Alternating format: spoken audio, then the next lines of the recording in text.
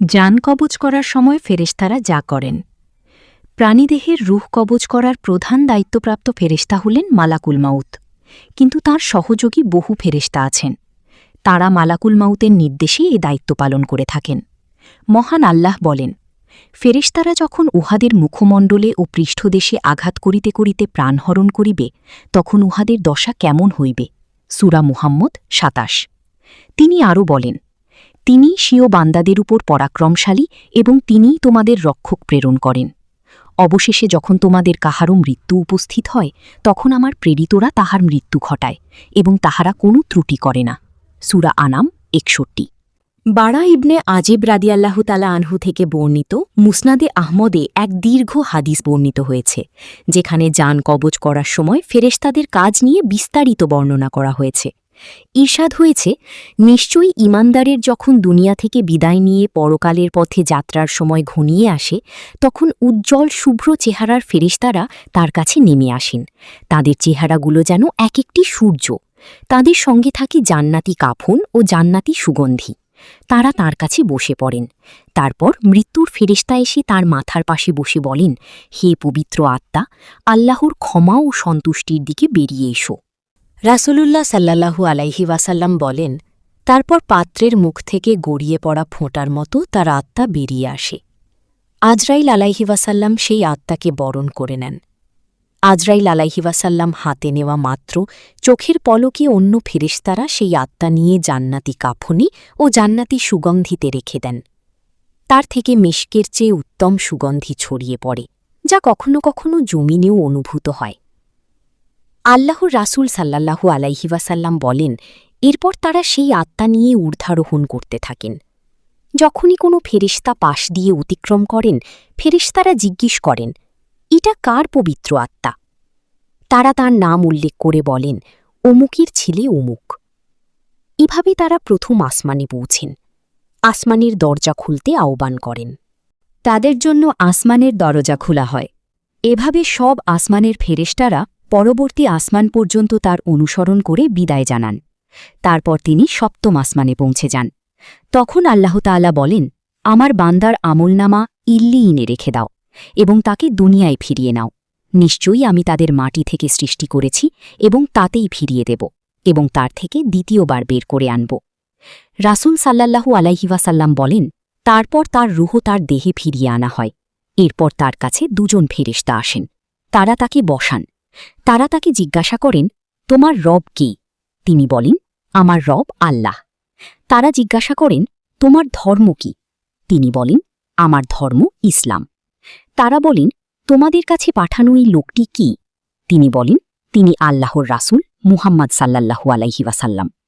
তারা বলেন, তোমার জ্ঞানের উৎস কি? তিনি বলেন, আমি আল্লাহর কিতাব পড়েছি, তার উপর ঈমান এনেছি এবং তা সত্যায়ন করেছি। তখন ঘোষণা আসে, আমার বান্দা সত্য বলেছে, তার জন্য জান্নাতের বিছানা বিছিয়ে দাও, তাকে জান্নাতের পোশাক পরিয়ে দাও, জান্নাতের দিকে তার জন্য একটি দরজা খুলে দাও। রাসূল সাল্লাল্লাহু আলাইহি ওয়াসাল্লাম বলেন, এরপর তার কাছে জান্নাতের সুঘ্রাণ ও সুরভি আসতে থাকে এবং তার দৃষ্টিসীমা পর্যন্ত কবর প্রশস্ত করে দেওয়া হয়।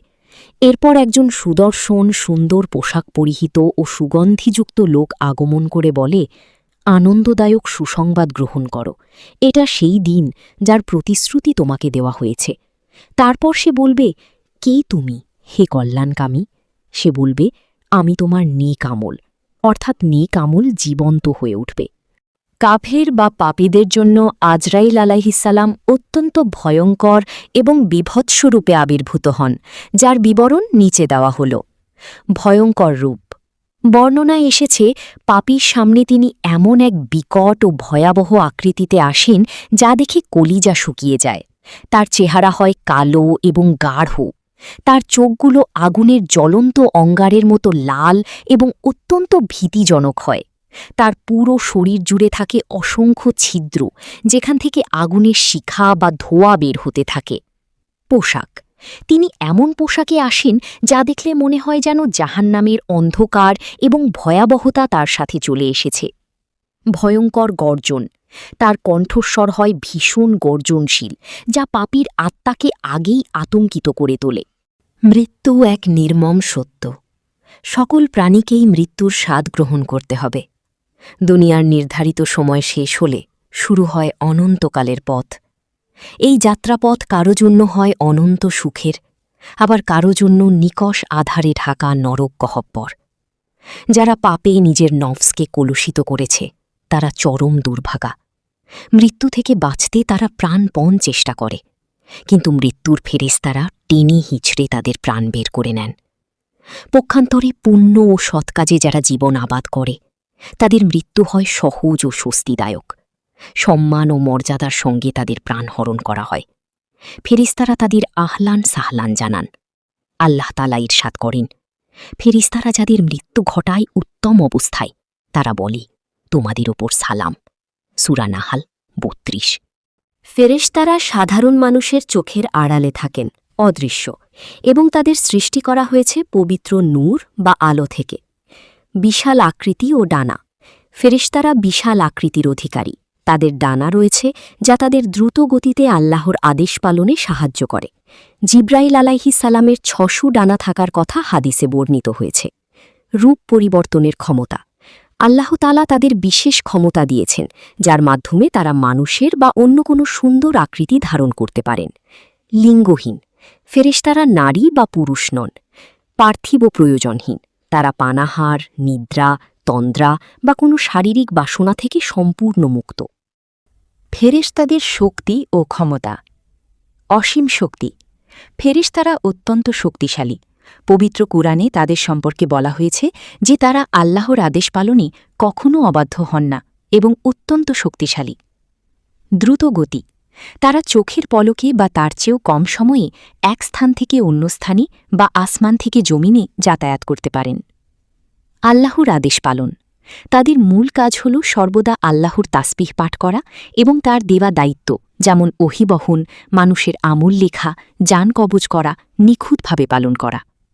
ফেরেশতাদের আকৃতি অনেক ক্ষেত্রে মানুষের কল্পনার বাইরে, যা আল্লাহর ক্ষমতার এক বিশাল নিদর্শন।